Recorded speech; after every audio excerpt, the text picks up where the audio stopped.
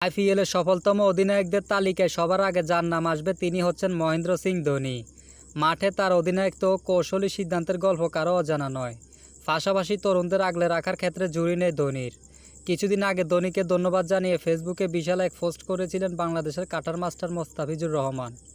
এবার ধোনির প্রতি কৃতজ্ঞতা প্রকাশ করেছেন চেন্নাই সুপার কিংসের আরেক পেসার মাথিসা ফাতিরানা। ক্রিকেট ক্যারিয়ারে ভারতীয় গ্রেটকে বাবার মতো দেখেন তিনি। চেন্নাই সুপার কিংসের ইউটিউব চ্যানেলে এক ভিডিওতে ফাতিরানা এই কথা বলেছেন ধোনিকে নিয়ে। ধোনির ব্যাপারে ফাতিরানা বলেন, বাবার পর ক্রিকেট জীবনে ধোনি মূলত আমার বাবার ভূমিকা পালন করেছেন। কারণ তিনি আমার দেখাশোনা করেন, উপদেশ দেন যে আমি কি করতে হবে, ঘরে থাকলে ঠিক বাবা যেমনটা করেন। আমি মনে করি এটাই আমাদের কাছে যথেষ্ট। চলতি আইপিএলের সময়টা বেশ ভালো কাটছে ফাতিরানার। 6 ম্যাচে 13 উইকেট নিয়ে উইকেট শিকারীর তালিকায় এখন যৌথভাবে পঞ্চম স্থানে আছেন বেবি মালিঙ্গা। এই কৃতিত্ব ধোনিকে দিয়েছেন তিনি। ফাতিরানা বলেন, তিনি আমাকে মাঠ ও মাঠের বাইরে খুব বেশি কিছু বলেন তা নয়, কম বলেন, সেটাই পার্থক্য গড়ে দেয়।